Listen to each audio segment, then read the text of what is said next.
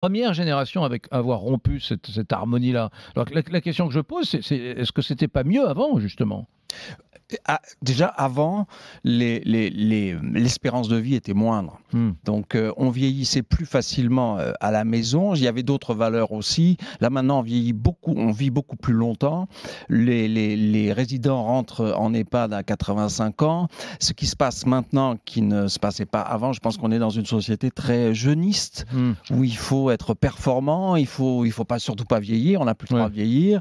Et donc on assiste quand même à une forme d'abandon, je pense à un changement de valeur. Les Mmh. cellules familiales éclatent, donc les démences aussi progressent. Donc Mmh. ce qui fait que les gens rentrent en EHPAD, c'est la dépendance physique et la dépendance aussi Mmh. psychologique, sont les démences. Et c'est vrai qu'on assiste avec l'augmentation de l'espérance de vie à une explosion des démences neurodégénératives qui génèrent le placement en EHPAD. Et Ouais. ça n'existait pas, en tout Ouais. cas beaucoup moins il y a 30 ans. Ouais.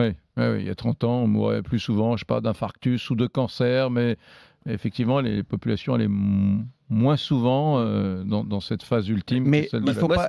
Hein. Ce matin, j'ai trouvé des chiffres très très impressionnants, Eric. Ouais. Moi, j'avais absolument pas conscience. Bon, alors sur le vieillissement, je savais que la population française vieillissait, mais sur les conséquences de ce vieillissement, c'est impressionnant. En 1955, les Français pouvaient espérer vivre jusqu'à 67 ans en moyenne. Mmh. En 2070, c'est demain, hein, ça va vite, hein, selon l'INSEE, l'âge moyen pour les femmes d'espérance de vie, 93 ans.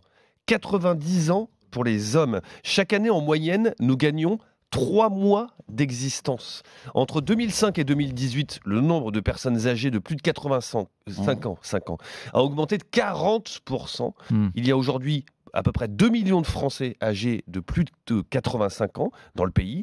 Et d'ici 2070, ce sera encore plus impressionnant, le nombre des plus de 70 ans aura doublé, celui des plus de 85 ans aura été multiplié par 4. Mmh. Et ça, forcément, Eric, ça a des conséquences. Forcément, ce vieillissement, c'est bien, le progrès médical en particulier sauve des vies, mais il crée aussi de la dépendance, on vient de le dire. D'ici 2060, le nombre de personnes dépendantes en France, Eric, devrait doubler, passant à près de 2,5 millions de personnes. Donc Ouais. imagine, 2 fois, hein.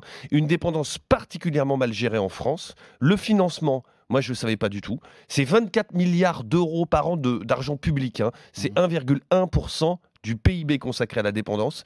Ben, sais-tu, Eric, qu'on est très mal placé par rapport aux autres pays de l'OCDE. Par exemple, les Pays-Bas, ils consacrent 4,3% de leur PIB à la dépendance. Nous, c'est 1,1. Ouais, donc on s'occupe moins de nos vieux que les autres pays Exactement. européens. Ouais. Et conséquences, il y en a plusieurs, mais je t'en donne 2 exemples. Mmh. La France figure parmi les pays de l'OCDE où la proportion d'aidants informels, les familles, les amis qui viennent aider les personnes dépendantes, mais on est les plus forts, Eric. Mmh. En 2013, 16,5% des plus de 50 ans français accompagnaient un proche. C'est 11,4% en Suède. Mmh. Donc l'État délègue aux familles et aux enfants le soin d'aider les vieux.